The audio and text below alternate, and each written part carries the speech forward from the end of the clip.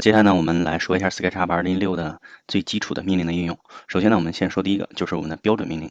那标准命令呢，其实就是我们文件中的相关命令。那我们怎么去找到标准命令呢？在空白处，在这个空白处，那我们直接点鼠标右键，找到标准。然后这个地方呢就会有这个标准的工具栏。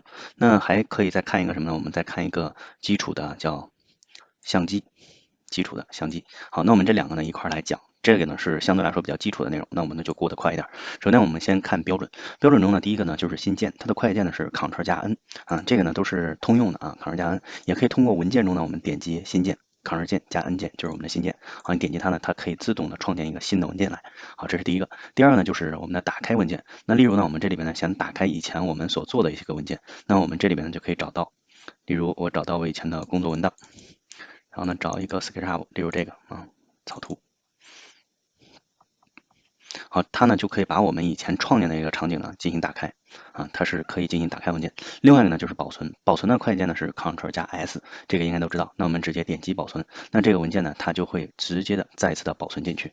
好，这是关于这个。那后边呢我们可以有剪切、复制、粘贴，那这个呢就不用说了，快捷键呢都是我们 Windows 通用的啊，大家自己去试一下就行。那例如呢我们这里边找一个场景，例如这个窗户，那我想把它剪切走，那我们点击 Ctrl 加 X 啊，也就是我们点击这个图标呢，这个窗户呢就没有了。那你到另外一个地方呢，点击粘贴，这个窗户呢就出现了。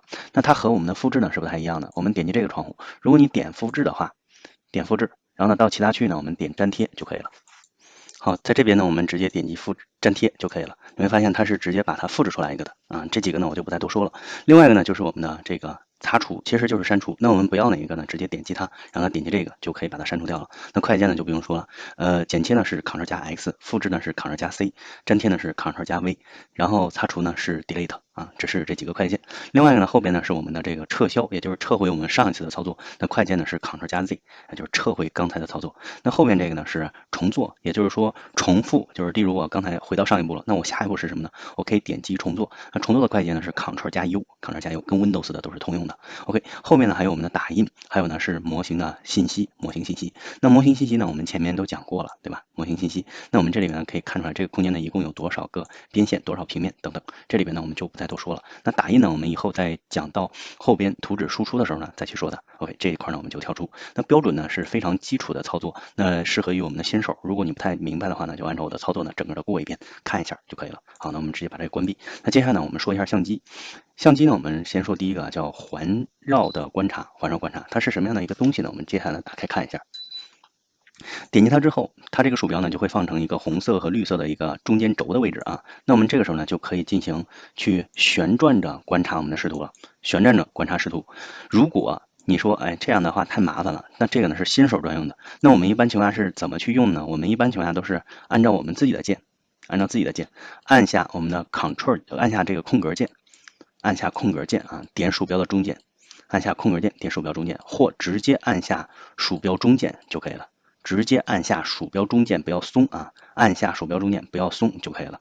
另外一个呢，就是我们直接可以输入我们的这个快捷键，但是呢，最好用的方法就是按下鼠标中键，大家记住这一个就可以了啊，鼠标中键。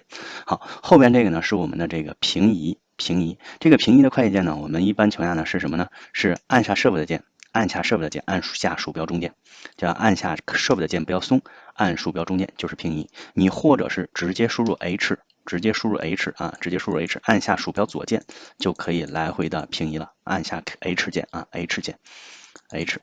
好，这是第二个啊，是我们的平移。另外呢，就是我们的缩放。那这个缩放呢，我们是就是放大和缩小我们的视图。那我们这里边看一下，向上是放大，这个啊是放大镜向上推，按下鼠标左键不要松开啊，按往上是放大，向下呢是缩小。往上放大，向下缩小啊。那后边这个呢，大家可以看一下，叫缩放窗口。缩放窗口，这个是什么意思呢？例如我们今后呢给客户讲解某一个方案的时候，想快速的定位到哪一个区域，例如我们想讲一下这个区域，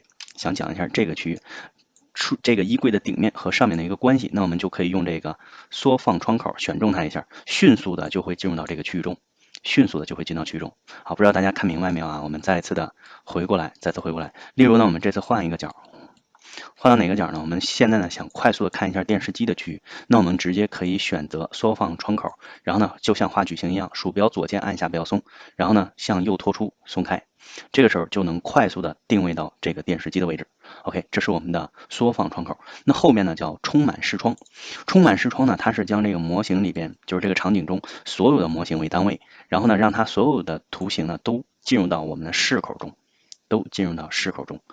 这是我们的充满视口，这个呢特别好用，好用在什么呢？很多新手啊在制图的过程中呢不太熟练，例如呢不小心进入到这个墙里边了，进入到这墙里边，然后呢滚动鼠标滚轮左右上下都出不来急得要死，喊爹喊娘的都出不来了。这时候怎么办呢？不用急点一下这个充满视口，你就瞬间的就出来了就逃离了刚才的危险。好，这是这个。另外呢，这个是撤销上一个视图的视野，什么意思呢？我们这次就是换这个视图空间了，那你可以快速的再回到刚才的这个场景中，快速的再回到刚才那个缩放的视口场景中。OK， 这是这个。那我们接下来看后边这个，后边一个呢就是一个定位相机。这个定位相机是什么意思呢？定位相机是这样的，那我们例如呢想你人站在这个空间中，以人的身高来看这个场景，那我们可以这样点击它一下，这个地方呢是有一个高度偏移的。高度偏移，例如呢，我们直接可以输入这样的人的高度呢，例如是1650，直接回车，然后呢，把这个人的点点到这儿。那这样的话呢，就是人站在这个空间中，以1.65米的高度去环视四周所看到的一个景象。好，我这里边呢再操作一下，然后充满视口再回来再回来。例如呢，现在客户说了，我如果是想站在这个餐厅的内部，现在我是鸟瞰图，对吧？我是以上帝视角来看下边的，但是呢，我这个生活中呢是站在这里边来看我的空间的。站在这里边是怎么去操作呢？我们点击一下相机的这个定位相机，点击一下底部，我们可以输入人的眼睛高度例如是1650，或者说你说我个子没那么高，我个子呢只有1.6米，那你直接输1600，回车就可以然后呢点击，你可以发现这个蓝点呢在平面上的时候呢，你直接点击它一下。这个时候我们就进入到内部了，这儿呢有一双眼睛，对吧？这个眼睛呢就是你刚才定位的这个视平线的高度你可以环绕四周，这就是你1.6米的高度去看这个空间所得到的结果。OK， 这是关于我们这个定位相机。那定位相机说完之后呢，旁边这个呢就是我们的这个绕轴旋转，那它们两个呢是配合的。当你去点击它之后，你会发现这个绕轴旋转的这个眼睛呢就已经出现了，对吧？它们两个是配合使用的去配合使用的。那么你说我单独用它可以吗？也可以。单独用它的时候呢，它是这样的一个结果只会左右，不能上下。你说我高一点吧高不上去这是关于我们这个绕轴旋转。那除了这个绕轴旋转，最后一个呢有一个漫游，这个漫游呢属于我们高级应用的一个范畴，我们可以用它呢来制作出来相关的一个动画。那我们这个漫游呢就放在后边场景中呢再去讲它。你现在再去看的话呢，只是一个简单的拖动只是简单一个拖动的动画。好，那我们这里边呢就不再多说了。好，那我们本节课呢就讲到这里，下节课我们再继续。